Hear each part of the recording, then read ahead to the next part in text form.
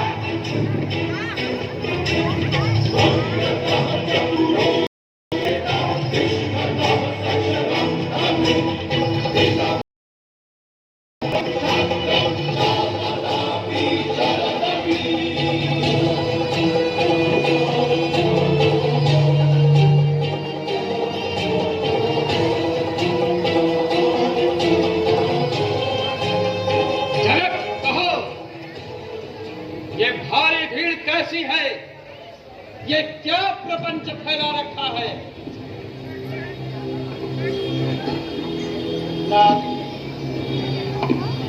मैंने अपनी पुत्री सीता का स्वयंवर रचाया था और ये प्रण किया था, जो भी भगवान शिव के धनुष को उठाकर उसका प्रत्यंश चढ़ा देगा, सीता के संग विधिवत उसका विवाह करूंगा और मेरी इच्छा पूर्ण हुई। मूर्ख चालाक, बता, भगवान शंकर के इस धनुष को किसने तोड़ा है? वो जो कोई है उसे शीघ्र ही मेरे सामने लाओ, नहीं तो जहां तक तेरा राज्य है वहां तक की पृथ्वी को उलट पलट करके रख दूंगा। मुनिराज, भगवान शंकर के इस धनुष को तोड़ने वाला आपका ही कोई सेवक होगा, कहिए ना, इसके लिए क्या किया? सेवक? सेवक वो होता है जो सेवा का कार्य करे। शत्रुता करने वाले से लड़ाई ही की जाती है। सुनो राम, जिसने भी इस धनुष को तोड़ा है वो सहस्त्र बाहु की तरह मेरा शत्रु है। वो जो कोई है इसी क्षण भीड़ छोड़ नहीं जाएगा तो निश्चय ही सारा राज समाज इसी जगह नष्ट हो जाएगा। मुनिवर, लड़कपन में हमने बहुत से धनुष तोड़ी, किंतु आपने कभी क्रोध नहीं किया। इस पर इतनी ममता क्यों? राजपूत क्यों काल के वश में हो रहा है? इस महान धनुष को साधारण धनुष बता रहा है। मुनिराज, हमारे लिए तो सभी धनुष एक समान है, फिर इस धनुष के टूट जाने से क्या हानि लाभ? श्री रामचंद्र जी ने इसे नवीन के धोखे में छू लिया और ये छूते ही टूट गया। क्या दोष किसी का है इसमें जो हमको रोज दिखाते हो? बिन काजाज महाराज हमें मिथ्या दोष लगाते हो। अरे राजपूत, मैं तुझे बालक जानकर छोड़ रहा हूं, तू मेरा स्वभाव नहीं जानता। तू क्या मुझे निरामनी समझता है? मैं बाल ब्रह्मचारी, अत्यंत क्रोधी, मैंने अपने बल से सारी पृथ्वी को वीर विहीन किया है। ऐसे किस बार समस्त राजाओं से उनके राजपाट छीन लिए हैं। क्या है साधारण वीरों की जब सहस्त्रबाहु तक को मारा है। ले देख राजकुमारी से ये आजाद कुठार हमारा है। मुनिराज, आप अपने आप को बहुत बड़ा योद्धा समझते हैं, लेकिन क्यों मुझको बार बार अपना कुठार दिखलाते हैं? क्यों फूक मार महाराज इस जगह पहाड़ उठाते हैं? हम छुई मुई के पेड़ नहीं जो छूने से कुमला जाए। हम उस माई के लाल नहीं जो फरसे से बैठा जाए। आपको मुनि हर यज्ञोपवीत धारण किए हुए देख आप जो कुछ भी कहते हैं मैं उसे अपना क्रोध रोककर सुनता हूं। हमारे कुल में देवता, याचक और ब्राह्मण पर वीरता नहीं दिखाई जाती। कौशिक, ये कुटिल बालक रघुकुल घातक काल के वश में हो रहा है। चाहते हो कुशल अगर तो फिर इसको समझा लो।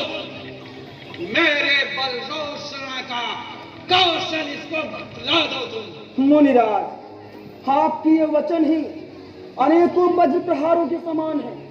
फिर आप व्यर्थ ही मुनिराज, आपका सुयश आपके रहते भला कौन वर्णन कर सकता है? फिर भी संतोष ना हुआ हो तो कुछ और कहिए ना। अपने क्रोध को रोककर असह दुख मत सहिए। युद्ध में शूरवीर वीरता का प्रदर्शन करते हैं, कायरों की तरह डींगे नहीं मारा करते। आप काल को हाथ लगाकर उसे बार बार मेरे लिए बुलाते हैं। उचित है, मैं तो कठोर बोलता हूं, परंतु आप तो मीठा बोलते हैं, मानो तो फूल झड़ रहे हो। अब मुझे कोई दोष न देना। ये तीखे वचन बोलने वाला बालक वह करने ही योग्य है। मैं तो इसे अभी तक बालक जानकर छोड़ रहा था, किंतु अब ये वह करने ही योग्य है। बालकों के दोस्त और बिल्कुल बड़े लोग नहीं गिनते, और आप तो धीर और साधु। ये बालक ज्ञानी इन्हें क्षमा कर देना ही उचित समझो। कौशिक, मेरा एक कुठार मैं दया रहे दुरु अपराधी उत्तर दे रहा है। केवल कौशिक तुम्हारे शील के कारण इसे छोड़ रहा हूं, वरना अभी तक तो मैं इसके कंठ पर कुठार चढ़ा देता। बस थोड़ी सी ही मेहनत करके गुरु का गढ़ अभी चुका देता। मुनिराज, आपके शील को कौन नहीं जानता? संपूर्ण संसार ही जानता है कि आप माता पिता के ऋण से तो ऋण हो चुके हैं। केवल गुरु का ऋण शेष है।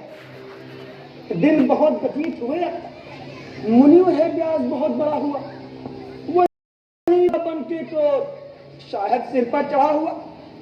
इसीलिए कृपा करके शीघ्र बुलवा कोई मुनीम जी को लीजिए, जो कुछ भी हो साहब ठीक ठाक पूरा कर हमको बतला दीजिए। मुनिवर, मैं सारा हिसाब थैलियां खुलवा कर चुकता कर दूंगा। बाबा जी ठनाठन। बालक, अब तुझे कोई नहीं बचा सकता। ना, आप करुणा के सागर हैं। इस बालक पर करुणा कीजिए, इसकी बातों पर ध्यान न दीजिए। फिर बालकों की बातों पर तो माता पिता गुरु परिजन सभी प्रसन्न होते हैं। सेवक सदा आपका है, बालक भी नाथ तुम्हारा है। तुम शील धर्म व्रतधारी, चरणों का हमें सहारा है। राम, तेरा छोटा भाई बड़ा पापी है। गौर वर्ण कहने को है, अंदर से ये काला है। नहीं दूध का मुख इसका, मुख माँ हलाहल वाला है। मुनिराज, क्रोध पाप की जड़ है। इसके वश में होकर मनुष्य अनुचित कर्म कर सकता है। नाथ, ये धनुष जो टूट चुका, क्या किसी तरह जुड़ सकता है? करने से क्रोध महामुनि क्या अंतर कोई पड़ सकता है? मुनिराज, बहुत देर से खड़े खड़े आपके पैर दुखने लगे हो, कुछ देर बैठकर हृदय शांत कर लीजिए। हाँ, अतिशय प्रिय है धनुष तो कोई उपाय मुनिवर कीजिए, जोड़ सके जो इसको मुझसे, बुलवा कोई कारीगर लीजिए। हाँ, तेरा छोटा भाई जानकर मैं इसे छोड़ रहा हूं। ये मन का मैला शरीर से सुंदर है, जैसे विष से भरा स्वर्ण कलश। ना, आप बुद्धिमान हैं। बालक की छोटी छोटी बातों पर ध्यान न दीजिए। फिर बालक तो निरपराध है, इसने तो आपका कुछ नहीं बिगाड़ा। आपका अपराधी मैं हूं। मुझे जैसा भी दंड देंगे मैं स्वीकार करूंगा। कहिए ना, आप आज्ञा करिए, जिससे आपका क्रोध शांत हो जाए। राम, मेरा क्रोध शांत कैसे हो? तेरा छोटा भाई तिरछी निगाह से अब भी मुझे देख रहा है। यदि मैंने इसके कंठ पर कुछ और चलाया तो क्रोध करके किया ही क्या? मेरे जिस फरसे की करनी को सुन क्षत्रियों के गर्भ गिर जाते हैं, उसी के रहते ये पूत अभी तक जीवित है। हाथ नहीं चलता, क्रोध से छाती जली जाती है। मुनिराज, आप धन्य हैं, आपकी बुद्धि भी धन्य है। खेल नाथ क्रोध आ जाने पर जब अंग आपके चलते हैं, फिर नाथ दया आ जाने पर जहाँ प्राण साथ में चलते हैं। जनक, जनक, ये हठी राजपूत यमपुरी जाने को तैयार है। अरे अरे, इसकी कोई जान बचाओ। इसे शीघ्र मेरे आंखों के सामने से दूर कर दो। मुनिराज, आप धन्य हैं, आपकी बुद्धि भी धन्य है। आप स्वयं ही अपनी आंखें मूंद लीजिए, आपको कुछ दिखाई ही नहीं देगा। राम, मैं तुम दोनों भाइयों की कुटिलता समझ गया। छोटा भाई तो बार मुझ पे अंगारे फेंक रहा, तू मीठी मीठी बातों से चोटों को मेरी सेक रहा। नम्र है तू, गर्म है वो, क्या कुटिली दोनों की। देख रहे हो सब चालाकी अपने चेलों की। तेरे कहने से तेरा भाई मुझे कटु वचन सुनाता जाता है, तू छल से निज हाथ व्यक्ति करता जाता है। सुनो राम, यदि बल है तुझमें तो करता क्यों संग्राम नहीं, और संग्राम नहीं कर सकता तो कपटी है राम नहीं। मेघनाथ, लक्ष्मण का क्रोध मुझ पर क्यों उतारते हैं? कहीं कहीं सीधेपन में भी बड़ा दोष होता है। टेढ़े चंद्रमा को तो राहु भी नहीं गिरता। ना, आपका यह कुठार और मेरा मस्तक आपके सामने है। जैसे भी हो अपना क्रोध शांत किया। और आपको वीर वेश में देख बालक ने आपसे उत्तर प्रत्युत्तर किया, और कुल के स्वभाव अनुसार उसने आपको उत्तर दिया। यदि आप साधु वेश में आते तो बालक आपके चरणों में सर रख देता। ना, आपकी और हमारी बराबरी में कैसी? हे नाथ राम, केवल इतना छोटा सा नाम हमारा है, फिर परशुराम जैसा महा अति सुंदर नाम तुम्हारा है। एक धनुष का गुण है, 9 गुण महाराज तुम्हारे, फिर सेवक हैं, तुम स्वामी हैं, सब कर्म आपसे हारे हैं। राम, तू भी अपने भाई की तरह टेढ़ा है। मैंने बड़े बड़े राजाओं की बलि इस फरसे से दी है और उसका लहू पिया है। तुझे मेरा प्रभाव नहीं मालूम, इसीलिए तू ब्राह्मण के धोखे में मेरा निरादर कर रहा है। इस धनुष को तोड़कर तुझे अभिमान हो गया। मैं परशुराम कहता हूं, तब तू भी राम कहता है। मेरा ही छीनादा राम मुझ पर इधर चमाता है। दो राम नहीं रह सकते अब। इस कारण संग्राम में इस सारे जगत को मत का त्याग राम का नाम दे। मुनिनाथ, आपके महान प्रयोग के बदले मेरी भूल तो छोटी सी, धनुष पुराना था, छूते ही टूट गया। मुझे तो थोड़ा भी परिश्रम करने की आवश्यकता नहीं पड़ी, तो फिर मैं अभिमान क्यों करूं? फिर नाथ, ब्राह्मण तो हमें सृष्टि काल से ही पूज रहे हैं। यदि हम आपका ही निरादर करेंगे तो किससे डरकर शीश झुकाएंगे? और फिर ब्राह्मण की तो यही प्रभुता है, जो आपसे डरता है उससे संसार के सभी डर दूर भाग जाते हैं। तो देवता, राक्षस या राजा, भटवीर महारथ भारी हो, चाहे समान बल भारी हो, चाहे कितना भी भारी हो, चाहे आकर के काल स्वयं लड़ने का अगर विचार करे तो निश्चय ही हम जूझेंगे, चाहे वह 2 के 4 करे। क्षत्रिय कुल में लेकर जन्म, जो रण से भय खा जाता है वो नृप समाज पर है कलम, सीधा नरक को जाता है।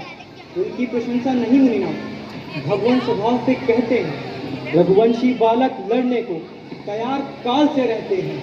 हे नाथ, हमारे इस तन में जितनी भी जो भी शक्ति है, मैं सत्य यही समझता हूँ, सब विप्र कृपा की भक्ति। इसीलिए तो कर रहा मैं विनती बारंबार, सेवा सेवक की करूं किसी तरह स्वीकार।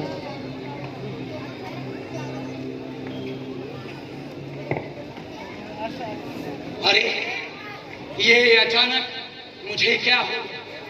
ये मेरा तेज, मेरा बल क्षीण क्यों हो गया?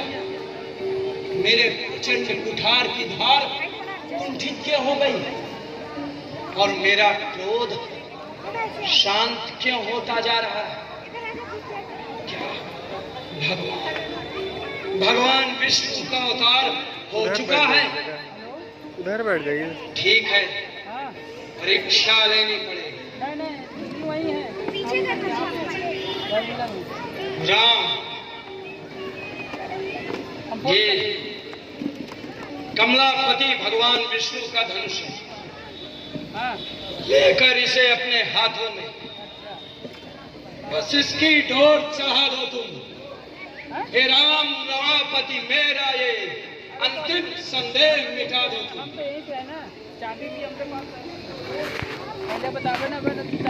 हे रघुकुल कमल के सूर्य, आपकी जय हो। आप दोनों भाइयों को जो भी अनुचित वचन मैंने कहे उसके लिए मुझे क्षमा कीजिए। राम, इस बाण को उत्तर दिशा में संधान कर राक्षसों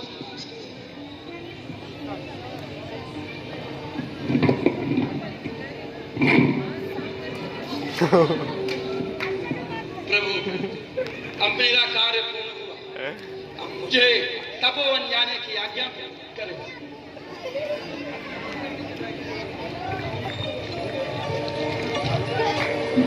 सज्जन, इसी दृश्य के साथ हमारा आज का